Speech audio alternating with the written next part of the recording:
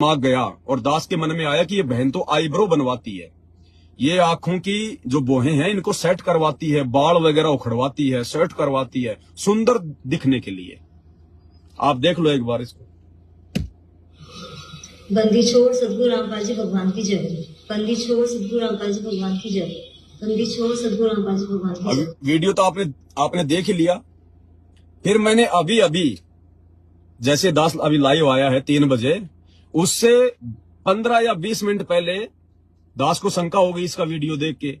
रीमा बहन ने मुझे वीडियो भेजा, मैंने रीमा बहन को फोन किया तुरंत अभी। मैंने कहा बहन जी मुझे शंका है, परमात्मा प्रेरणा कर रहे हैं, आप इस बहन को सुजाता को फोन करो, मुझे लगता है कि ये आईब्रो बनवाती है। तो उसने कहा कि भैया शक तो मुझे भी है। तो मैंने कहा बहन आप उससे पूछो। तो बहन ने तुरंत फोन किया रीमा दासी ने, और उसके बाद ये क्या कह रही है कि बहन जी मेरी भाभी ने मुझे जबरदस्ती बैठा के मेरी आईब्रो बनवा दी। बहन जी मेरी भाभी ने जबरदस्ती मुझे बैठा के आईब्रो बनवा दी। जबरदस्ती तेरी भाभी तुझे गोबर खिलाएगी, तू खा के दिखा मेरे को। तेरी भाभी जबरदस्ती तेरे को कुएं में धक्के मारेगी, तू कुएं में कूद के दिखा। अरे परमात्मा ने एक सत्संग में बताया जब तक अंदर से हमारी वो कुकर्म करने की इच्छा नहीं होगी दूसरा कोई दबाव नहीं डाल सकता। अगर हम अंदर से यदि अंदर से दृढ़ हैं, दूसरे का दाव नहीं चलेगा, चाहे कितना दबाव क्यों ना बना दे। हमारे अंदर दोष है, हमारे अंदर उस चीज की इच्छा है, तब दूसरे का दाव लगता है, काल का दाव लगता है। नहीं जबरदस्ती कोई कुछ नहीं कर सकता। बंदी छोड़ के शरण में और फिर तुम्हारे ऊपर कोई जबरदस्ती कर दे, मतलब ही नहीं है। तो क्या कह रही है रीमा बहन ने बात करी। मैंने कहा बहन तेरे पास रिकॉर्डिंग हुई? बोले भाई हो गई, 2 मिनट की रिकॉर्डिंग भेजी है। तो कह रही है मुझे तो मेरी भाभी ने जबरदस्ती बैठा के मेरी आईब्रो करवा दी। बताओ भाभी कल को जबरदस्ती बैठा के इसको जो है मतलब दारू पिला देगी तो ये तो पी लेगी, क्योंकि तो भाभी की बात मानती है, भगवान की तो मानती नहीं। इसके लिए तो भाभी बड़ी है। देखा आपने भेजा था? अच्छा जी सुजाता मैं बोल रही हूँ। हाँ सुजाता बोल रही हूँ। हाँ बढ़िया दया मालिक की। वो अभी मैंने आपका एक वीडियो देखा, आपने भेजा था।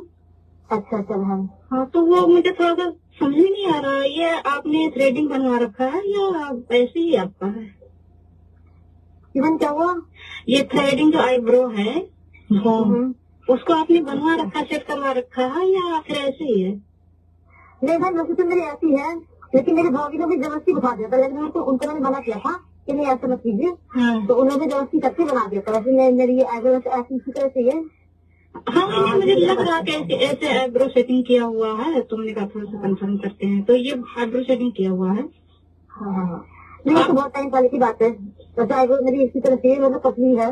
हाँ नहीं वो साफ दिख रहा है ना, जैसे बना हुआ और ना बना हुआ पता चल जाती है।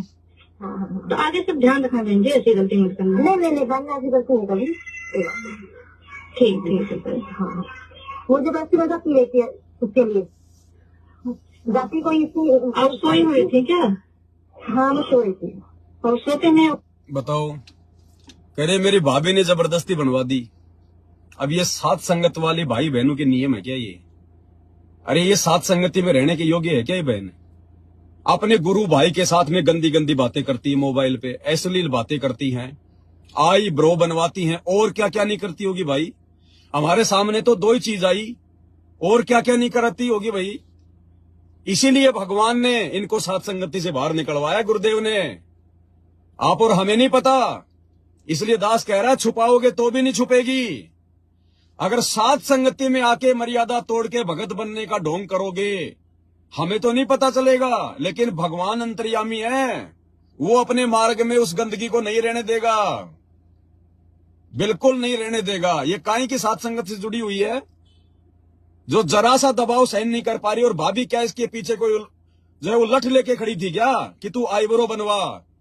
भाभी ने 1-2 बार कह दिया होगा नहीं बनवा ले। अरे बनवा ले क्या होता है सुजाता, बनवा ले, इतना ही तो कहती है भाभी। भाभी कोई लेके कोई बंदूक थोड़ी खड़ी थी कि तू बनवा नहीं तो ठोक दूंगी। वो जरा सी बात भी सहन नहीं कर पाई। इसी को कहते हैं लोकलाज, लोकलाज। इसलिए मालिक कहते हैं कुलकर्णी के कारण हंसा गया बिगो। कुलकर्णी ये भाभी इसके जो अमल के खानदान में आती है, कुल में आती है, कुलकर्णी में आती है।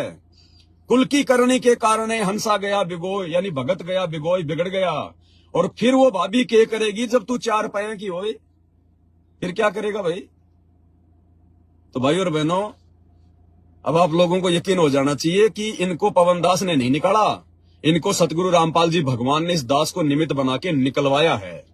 क्योंकि ऐसी निकम्मी आत्मा, ऐसी गंदी आत्माएं साध संगति में रहने योग्य नहीं है। और आगे भी यदि कोई इस प्रकार की गलती करेगा तो साध संगति में बिल्कुल भी बर्दाश्त नहीं होगा। ये ना सोचना कि हम तो पवन दास जी के पास में महीने में 3 बार फोन करते हैं, हमारे पवन दास के साथ बहुत अच्छे संपर्क हैं। कोई अच्छे संपर्क नहीं है, इस बहम में मत रहना। पवन दास केवल अपने गुरु जी से अच्छे संपर्क रखता है, किसी भगत